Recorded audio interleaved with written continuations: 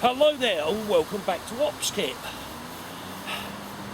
I received a number of requests and goodness knows how many questions, right, from you viewers, right, on dual fuel stoves.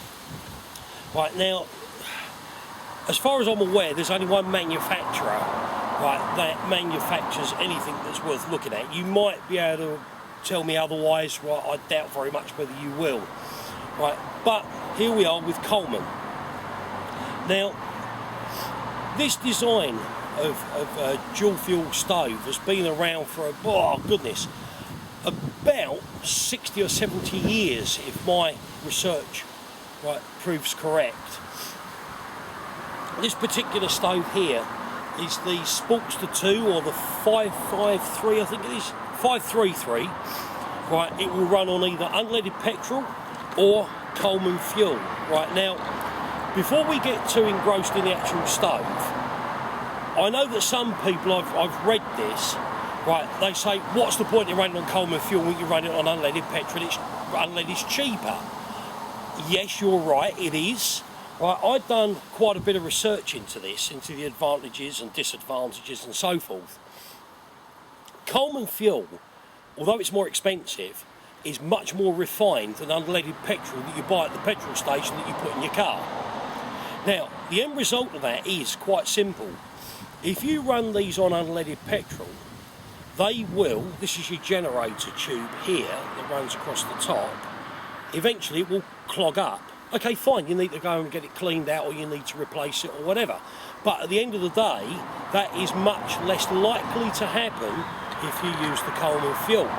Now, I'm running this on Coleman fuel at the moment. Well, I have tried it on unleaded petrol, works really well. Right, but that's a decision that only you can make on whether you're going to run this on unleaded fuel or you're going to run it on Coleman fuel. It's your choice. Right, but that's enough talking about that. We're going to move on to the actual stove itself. I'd never used a petrol stove until I got this, and I've got to say I'm absolutely blown away by the performance of this stove.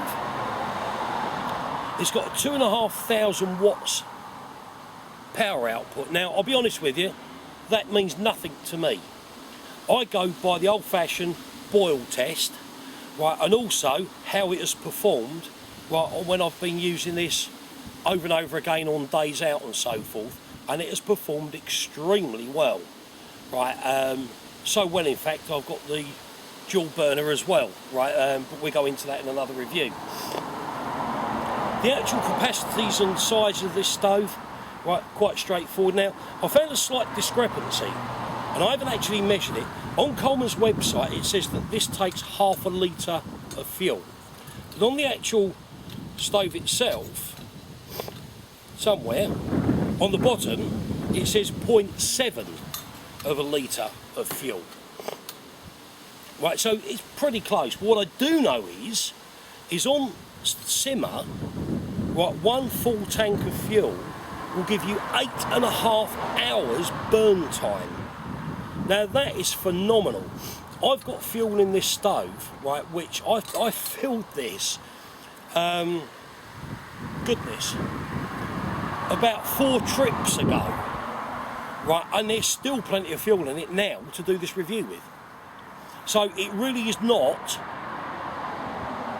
petrol hungry, right? It's far from it. In fact, it's very economical if you ask me. I mean, turning back to cost again, if you're going to run it on Coleman fuel, yes, it's a bit dearer, but you're not going to be buying tens of litres of this, right? Unless, of course, you're cooking for the 8th Army, right, and you're taking it away on a 6-month trip, right? But if you're just using it weekends and so forth, it's such an economical thing to run.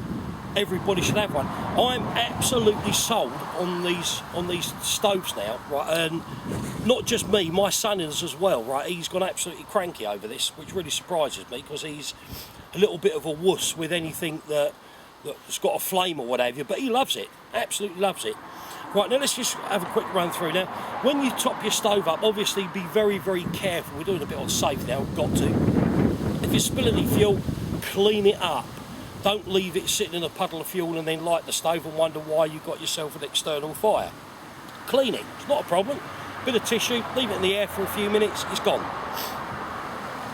The lighting of the stove, you can light them several ways, right? We go into that in 2 seconds, right? But first of all, we just get this ready for lighting. Right, what we do is we make sure it's turned off, right? There's a handy little diagram there. So this is the flame control lever, and that's in the off position. Make sure your fuel filler cap, which is here, right, is tight, and then you move round to your pump. So we unscrew that 2 complete turns, just until you feel a little bit of resistance, and then that's undone. Right in here, you've got a tiny little hole. Right, now, when we're pumping, we put our thumb over that, right, and leave it over it, and we give it 25 pumps.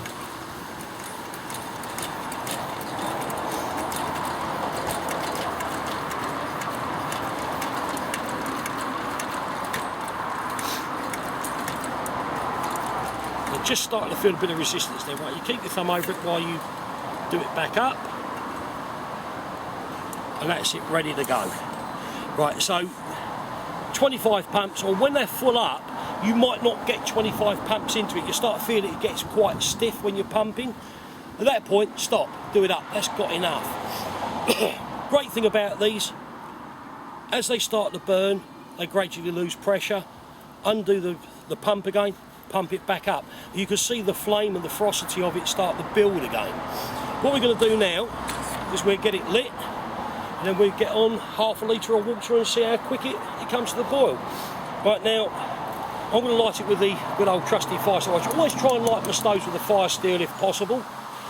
I just find it's more convenient. You haven't got to worry about damp matches, lighters and so forth. Right, but what we do is we turn this on roughly halfway, and there it is, that's lit. Right, now at the moment, I'll turn it up a bit more. What's actually happening is the fuel is being pumped up and through this brass generator tube. And as you can see, right, you've got an orange flame. Now as that fuel, that's because it's burning liquid fuel at the moment. As that generator tube starts to warm up, it turns the liquid fuel into vapour. That vapour then exits through, you can see it's turning blue now, right, it's working quite quickly. It exits through the burn ring there, and away it goes. Now it's ready to cook on. Right, so we just get out, this has got half a litre of water in there, we'll pop that on top. Right, and I'm going to start my stopwatch. Right, and we'll see where we land up. Right, now it's, while we were just waiting for this to perform its alchemy for us, right, like I say, 8.5 hours run time on a full tank. Right, you're looking at a weight of 1.19 kilos. That's empty. Right, the actual physical size of it, it's 15 by 12 centimetres, so it's not massive, not by a long shot. I like the wide footprint of the tank on the bottom because it makes it ever so stable. You haven't got to worry about additional pot supports, right, or cooker supports or gas canister supports. That just sits there, right, which is really, really nice. Right, I wondered, I got, and I'm not going to say you get this every time, but you get a handy carry case with it. Right, you just stick it there when it's cold, mind you. Right, that goes in there. This sits over the top, and away you go. Right, it just keeps it nice and dry and clean and prevents any knocks and scrapes. While we're talking about this in particular, another safety pointer, where you're burning liquid fuel, very, very important that you remember this. If it runs out of fuel while you're cooking, do not attempt to refill this when that stove is hot. I've not tried it. I don't know if you can. I'm just saying I wouldn't, okay? I would wait for it to go cold, then refill it. Now, having said that, Box Clever bearing in mind that it's going to burn for 8.5 hours on a full tank on simmer, if you're going to be cooking something up that's going to take a little bit of time, make sure it's filled up before you light it. It's not rocket science, right? And it makes life a lot easier for you, right? And everybody else that's waiting for you to perform the lunchtime trick. Right, now we just have a quick look. Oh, that's starting to bubble quite nicely in there. Right, we're on 2 minutes and 27 seconds. Right, and we're starting to get small bubbles. Obviously a lid on the pan speeds up the boil time quite quickly. Right, like I say, that is half a litre of normal tap water in there. It's not a particularly cold day, I suppose it's around about 12 degrees Celsius today. Right, and that tap water has been in my water bladder for about an hour. Right, so, you know, it's not ice cold, but then it's not as warm as the ambient temperature. The pan that I've got on here is a titanium pan. Excuse me. Right, at the end of the day, obviously it's quite thin, so you get a good quick heat transfer through it, and it transfers and cooks up quite nicely. Right, but like I say, I'm absolutely 110% sold on these stoves. Right, the one other thing that I will say is I never transport the stoves under pressure. So once you've finished using it, and you've put it to one side and it's cooled right down, it's gone stone cold. Right, what I tend to do is just release the filler cap, just a fraction, right, and just let that excess pressure out and then do it back up again. I've had no problems with transporting the stove with fuel in it, right, no problems at all. But I just don't do it under pressure. I don't know why, it's just me. Right, it's just, I've always been one of these people, I'd rather be safe than sorry. Right, there you go. But like I say, it's never created any issues at all. I normally say this bit at the end, but I don't want you to get bored to tears watching this boil up. If you're new to OpsKit, right, please subscribe.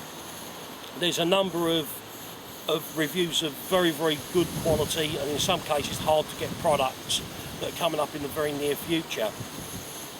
And I would suggest that you subscribe, because that way, when they get published, you'll get the email updates. Right, if at any point you have any questions at all about any of the reviews I do, this one in particular, right, at the end of the review you'll find you get Coleman's web address on there. I'm sure that they'll be happy to answer any questions you've got. If not, come back to me. Right, I really have no problem at all in answering any questions in relation to anything that I do. And in all honesty, I'm only too happy to do it because I get a lot of ideas, right, for future reviews, from feedback from you people. This is what's brought about this as well. Right, we're now into 5 minutes and 3 seconds, and it's bubbling away quite nicely. So we'll say 5 minutes, right, boil time and half a litre of cold tap water. Right, so that's not too sad at all. Right, I'm just going to turn this off, if I can find it. There it is. Now, one other little pointer that I will point out on this, because of the way that these work, and it's something that I found when I first used it, I thought, oh no, there's a problem with it.